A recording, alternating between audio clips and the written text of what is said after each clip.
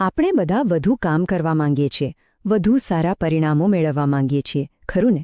પણ શું આપણે સાચી દિશામાં મહેનત કરી રહ્યા છીએ?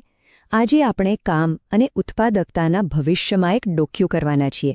2026માં સફળતાનો અર્થ શું હશે? ચાલો આ સફર શરૂ કરીએ. આ આંકડો જુઓ.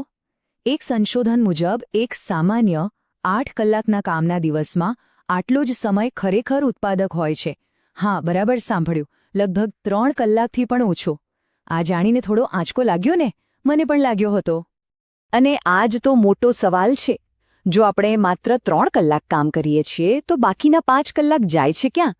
આનાથી એક વાત તો સ્પષ્ટ છે કે આપણી જૂની પરંપરાગત પદ્ધતિઓ હવે કામ નથી કરી રહી. ઓફિસમાં ક્યાં હાજર રહેવું એ ઉત્પાદકતાની નિશાની નથી. તો ચાલો આ સમસ્યાના મૂળમાં જઈએ. આપણે સમજીશું કે આજના સમયમાં કામનો દિવસ કેવો બની ગયો છે અને વ્યસ્ત દેખાવું એ ખરેખર ઉત્પાદક હોવાથી કેટલું અલગ છે. આ આંકડો જુઓ, 60. એક સરેરાશ કર્મચારીને દિવસ દરમિયાન લગભગ 60 વખત કોઈને કોઈ વિક્ષેપ નડે છે. પછી ભલે ઈમેલની નોટિફિકેશન હોય, ફોન કોલ હોય કે પછી કોઈ સાથી કર્મચારીનો નાનકડો સવાલ હોય. 60 વખત. અને હવે આ જુઓ, આ ખરેખર ચોંકાવનારું છે. દરેક વિક્ષેપ પછી આપણા મગજને પાછું એ જ કામ પર પૂરી રીતે ફોકસ કરતા લગભગ 25 મિનિટ લાગે છે. હવે ગણતરી કરો. આનો સીધો અર્થ એ થયો કે આપણો મોટાભાગનો દિવસ કામ કરવામાં નહીં પણ કામ પર પાછા ફોકસ કરવાની કોશિશમાં જતો રહે છે. તો આનો ઉકેલ શું છે? અહીંથી આપણી વિચારસરણીમાં એક બહુ મોટો અને મૂળભૂત ફેરફાર આવે છે. હવે વાત સમયના સંચાલનની નથી, પણ આપણી ઊર્જા, આપણા મગજના સમયના સંચાલનની છે. આ સ્લાઇડ આ ફેરફારને એકદમ સ્પષ્ટ રીતે સમજાવે છે. જૂનો નિયમ હતો સમયને મેનેજ કરવાનો, જે ઘડિયાળની જેમ ચાલે છે. એકવાર ગયો એટલે ગયો. પણ નવો નિયમ છે આપણી ઊર્જાને મેનેજ કરવાનો. આપણી ક્ષમતા એક બેટરી જેવી છે, જેનો ઉપયોગ થાય છે અને પછી તેને રિચાર્જ પણ કરી શકાય છે. અને આ નવી વિચારસરણીનો પાયાનો સિદ્ધાંત છે બાયોલોજિકલ પ્રાઇમ ટાઈમ, એટલે કે બીપીટી. દરેક વ્યક્તિના દિવસમાં 90 થી 120 મિનિટનો એક એવો સમયગાળો હોય છે જ્યારે તેનું મગજ સૌથી તેજ અને સૌથી વધુ ફોકસ્ડ હોય છે. સફળતાની ચાવી આ પ્રાઇમ ટાઈમને ઓળખીને એમાં આપણા સૌથી અઘરા અને મહત્વના કામ પૂરા કરવાની છે. તો આપણે આપણી ઊર્જાને ઓળખી લીધી, પણ એને મેનેજ કેવી રીતે કરવી? અને અહીં જ ટેકનોલોજી, ખાસ કરીને આર્ટિફિશિયલ ઇન્ટેલિજન્સ એટલે કે એઆઈ, એ ગેમ ચેન્જર તરીકે આવે છે. આ કોઈ સાદું ઓટોમેશન નથી. આ છે એજન્ટિક ઓર્કેસ્ટ્રેશન.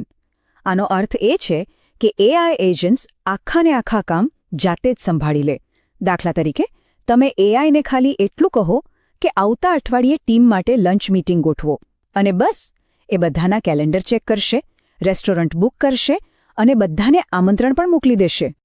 તો ભવિષ્યમાં કામ કરવાની રીત કંઈક આવી દેખાશે.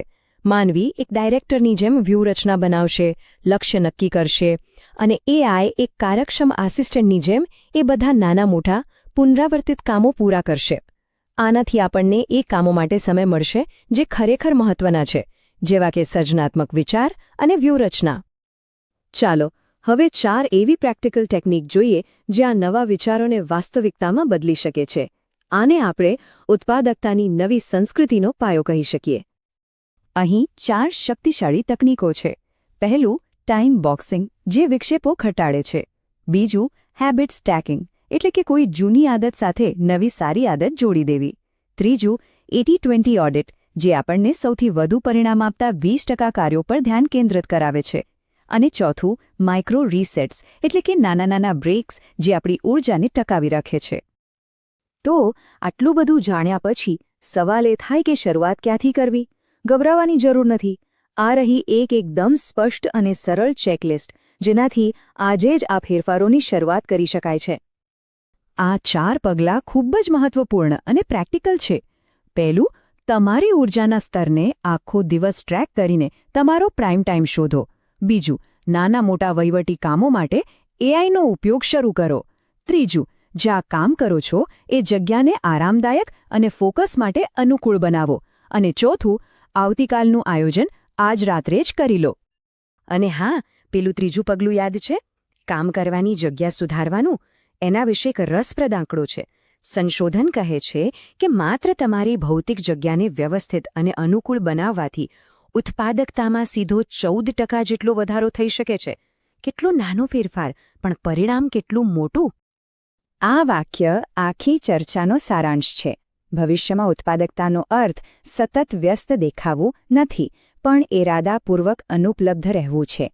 આનો મતલબ છે કે બિનજરૂરી મીટિંગ્સ, કોલ્સ અને વિક્ષેપોને ના કહેવાની હિંમત કેળવવી, જેથી આપણે ખરેખર જે મહત્વનું છે તેના માટે આપણો સમય અને આપણી ઊર્જા બચાવી શકીએ.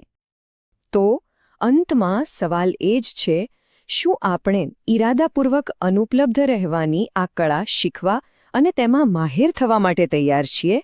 કારણ કે ફોકસનું અને આપણી સફળતાનું ભવિષ્ય તેના પર જ નિર્ભર છે.